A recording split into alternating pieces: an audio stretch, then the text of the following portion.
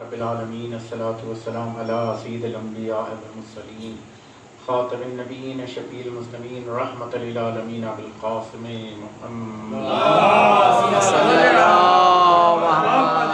وعلى آل بیتہ طیبین الطاہرین المعصومین المظلومین ولعنۃ اللہ علی اعدائہم اجمعین من لیلنا هذا الى قیام یوم الدین الشجاع الغدن بالقاسم طوبى وسقر الامام المختار قاتل المنافقین والکفار قسیم الجنت والنار امام المشارق والمغارب ونقطة دائرة المطالب اسد اللہ الغالب غالب علی کل غالب مظہر العجائب ومظہر الغرائب الذی حبہ فرض علی الحاضر والغائب الحمدللہ الذی جعل کمال دینہ وتمام نعمتہ بولایت امیر المومنین علی ابن ابی طالب صلی علی محمد و آل محمد. قد قال اللہ سبحانہ تبارک و تعالی بسم اللہ الرحمن الرحیم یا ایہا الرسول بلغ ما انزل الیک من ربک وَإِن لَمْ تَفْعَلْ فَمَا بَلَّغْتَ رِسَالَتَهُ وَاللَّهُ يَعْصِمُكَ مِنَ النَّاسِ فَقَالَ رسول اللہ صلی اللہ علیہ وآلہ وسلم من كنت مولاه فهذا علي مولاه اللهم صل على محمد وعلى محمد. ثم قال الله سبحانه تبارك وتعالى بسم الله الرحمن الرحيم اليوم أكملت لكم دينكم وأتممت عليكم نعمتي ورضيت لكم الإسلام دينا. اللهم صل على محمد وعلى محمد. عزیزان محترم، یقیناً جیسے عزائے حسین کے لیے ہے کہ زندگی بھر ہم مناتے رہیں تب بھی حق ادا نہیں ہو سکتا، شک اسی طریقے سے اگر غدیر کے احسانات کو یاد کرتے رہیں تب بھی نہ شمار ہو سکتا ہے نہ شکریہ کا حق ادا ہو سکتا ہے. صلوات پڑھیں محمد. اللهم صل على محمد وعلى محمد. سارا دین، سارا اسلام، سارے تمام انبیاؤں کی محنتیں، مقاصد خلقت کائنات اور تمام ربوبیت کے لیے جتنی عبادتیں، اطاعتیں، ریاضتیں ہیں، یہ دو آیتوں کے درمیان جو حدیث ہے کہ جسے میں نے تلاوت کا شرف حاصل کیا، حقیقتاً میں یہی ہے اور یہی چیز محشر میں کام آنے والی ہے. بے شک.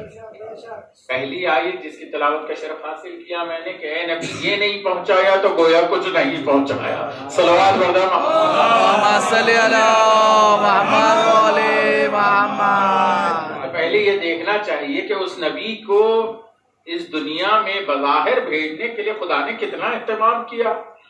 آدم سے لے کر کے جناب عیسیٰ تک تمام انبیاء آتے رہے اور اپنے قول کے ذریعے سے، اپنے فعل کے ذریعے سے بشارت دیتے رہے کہ رحمت للعالمین آ رہے ہیں.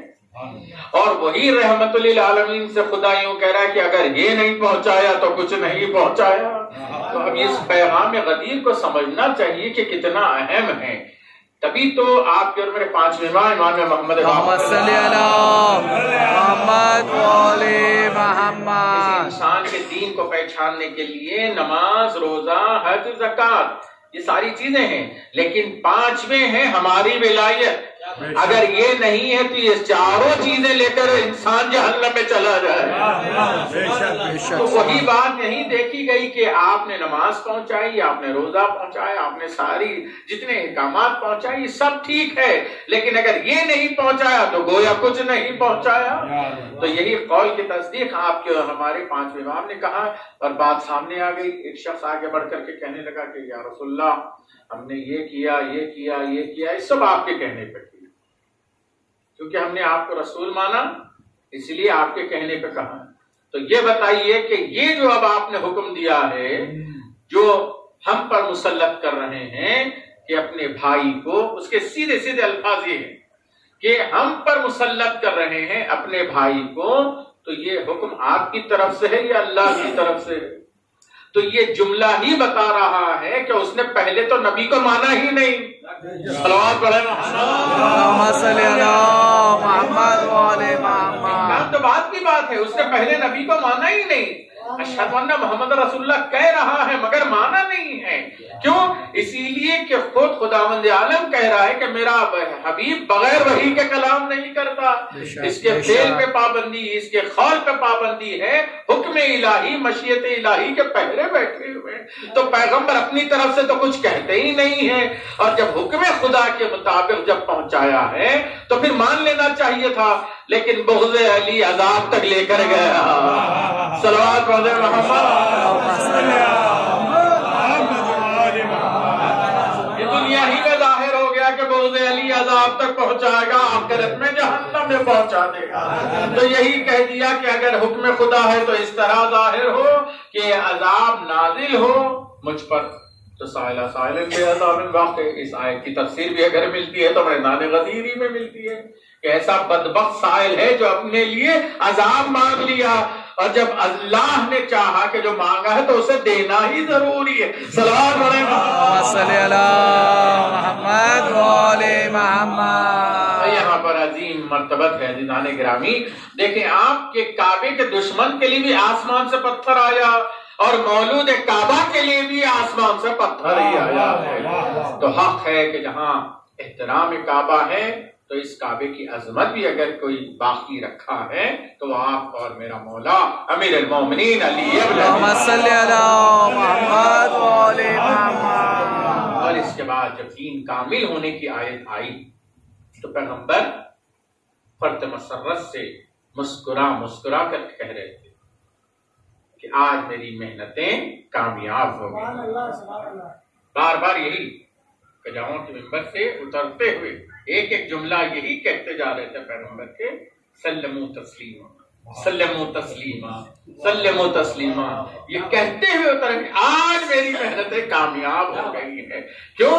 اسی لیے کہ دشمن بہت چاہ رہے تھے، اور بعد کے حالات آپ جانتے ہیں، جو کیفیات بگڑے ہیں، آج تک تاریخ الجھی ہوئی ہے جانشین پیغمبر کون ہے، جبکہ اہل حق کو معلوم ہے کہ جانشین پیغمبر کون ہے۔ بے شک بے شک، قرآن واضح کر رہا ہے، نبی واضح کر رہے ہیں، ہر نبی نے بتایا ہے، اور خود مولا کائنات نے بزبان اپنے منبر پہ یہ کہا ہے میں نے ہر نبی کی مدد پوشیدہ کی ہے، اپنی مدد اپنے نبی کی مدد ظاہراً بھی کی ہے اور باطن بھی کی ہے۔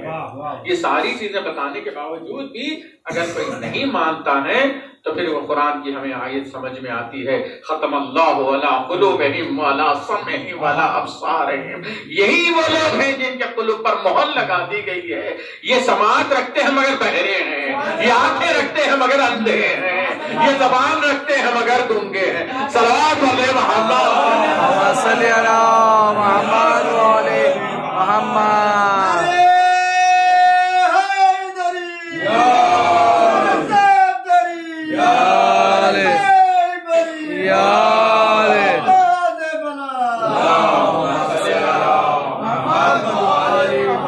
تو یقیناً یہ آنکھیں ہیں، اگر بصارت اور بصیرت ہے تو عین اللہ کی ولایت کو دیکھنا اور قبول کرنا ہے، اور اگر یہ زبان ہے تو لسان اللہ کی منزلت کو سمجھنا اور قبول کرنا ہے۔ یہ سماعت اگر ہے تو یقیناً یہ سماعت وہی ہے کہ جو ایسی روحانی غذا دی ہے پیغمبر نے کہ جب کبھی بھی سنو تو علی کا ذکر سنتے رہو، کیونکہ یہی ذکر عبادت بھی ہے، اور یہی ذکر انسان کو اللہ کا قرب حاصل کرتا ہے۔ بس ایک منزل آپ کی خدمت میں عرض کر دوں کیونکہ مباہلے کی بھی منزل قریب ہے۔ ابن عباس مسلسل جب کبھی بھی موقع ملتا مدینے میں، عبداللہ ابن عباس مسلسل مولا کائنات کا فضائل بیان کرتے رہتے، تو ایک مرتبہ جب معاویہ کو معلوم ہوا، وہ شام سے چلا، شام سے مدینہ پہنچ گیا، مدینہ پہنچ کر کے خواہش ظاہر کی کہ میں ابن عباس سے ملاقات چاہتا ہوں۔ اب جیسے ابن عباس کے پاس پہنچا تو ایک مرتبہ ابن عباس سے کہنے لگا کہ اے ابن عباس، میں نے سنا ہے کہ آپ جب اٹھتے بیٹھتے چلتے پھرتے جب کبھی بھی کوئی بزم سجاتے ہیں تو سوائے علی کا ذکر کے اور کچھ نہیں کرتے ہیں۔ تو ابن عباس مسکرا کر کہنے لگے تیرا مطلب کیا ہے؟ کہ میرا مطلب آپ جانتے ہیں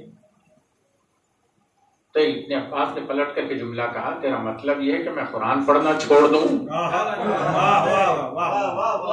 یہ جان بوجھ کر کے جملہ جناب ابن عباس نے رکھا، کیونکہ یہی ملعون کہتا پھر رہا تھا کہ ہمیں قرآن کافی ہے، قرآن کافی ہے، دوسرے کا جملہ لے کر کے یہ بہت بعد میں اس کا بیٹا قرآن کی بھی تکذیب کیا، وحی کی بھی تکذیب کیا، نبی کی بھی تکذیب کیا. تو یہ پہلے یہ جرأت کرنے کی کوشش کر رہا تھا کہ ہمیں قرآن کافی. تو اب اس کے بعد نے کہا کہ میں نے سنا کہ تم قرآن کے استدلال پیش کرتے ہو. کہا کہ استدلال میری جانب سے نہیں ہے، پیغمبر کی جانب سے. کہ وہ کیسے؟ کہا کہ اگر میں آیتوں کی تلاوت کر دوں تو ہی تصدیق کرے گا اگر تو سچا ہے. جھوٹے کو ابن عباس کہہ رہے ہیں اگر تو سچا ہے. یہ وہی والی بات ہے جو ہمارے بزرگوں کے پاس ہے، اگر مال کی حفاظت کرنا ہے تو چور کے ہاتھ میں چابی دے دو.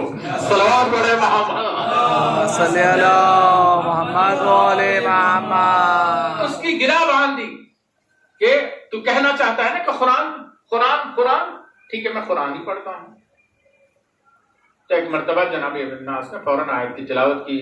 بسم اللہ الرحمن الرحیم ومن الناس من یشری نفسہ ابتغاء مرضات اللہ واللہ رؤوف بالعباد.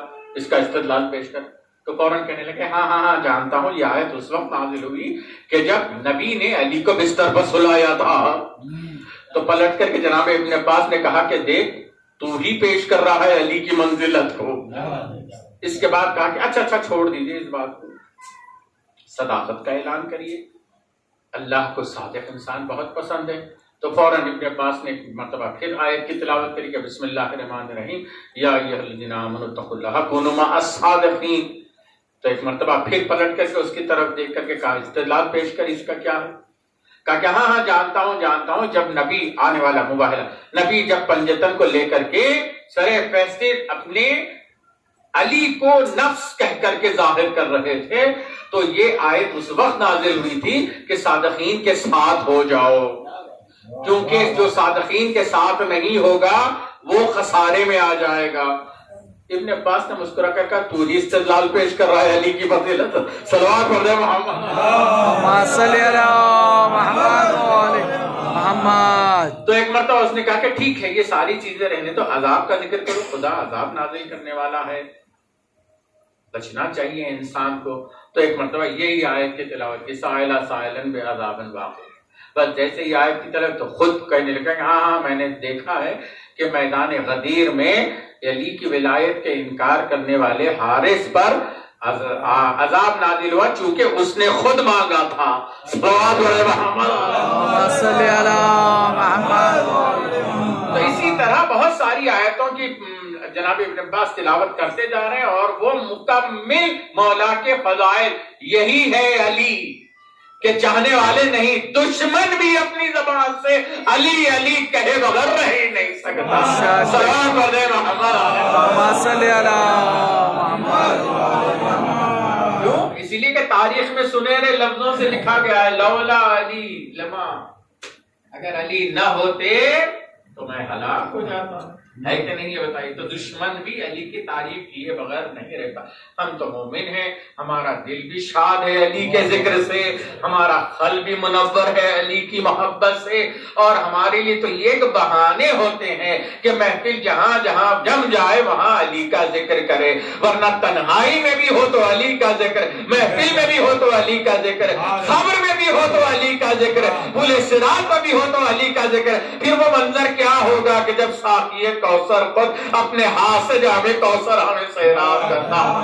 صلوات پڑھ دے محمد صلی علی محمد و علی محمد. ابھی پی گیا منقبت پڑھ رہے تھے تو مجھے یہی بات خیال آئی کہ جب ہم پہنچیں گے ایسے مقام پر ساقی کوثر کے ہاتھ میں جام ہوگا، ہم جام کا لطف لیں گے یا چہرے علی کا لطف لیتے رہیں گے؟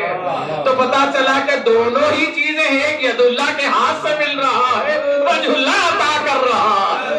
صلوات علی محمد علی محمد. اور یہی ہے عزیزان گرامی مقصد حیات ہمارا ذکر علی اور عطائے حسن ہے. اسی پر ہماری زندگی ہے اور اسی پر ہماری نجات. ربنا تقبل منا انك انت السميع العليم بحق محمد و آلہ طیبین الطاہرین. پروردگار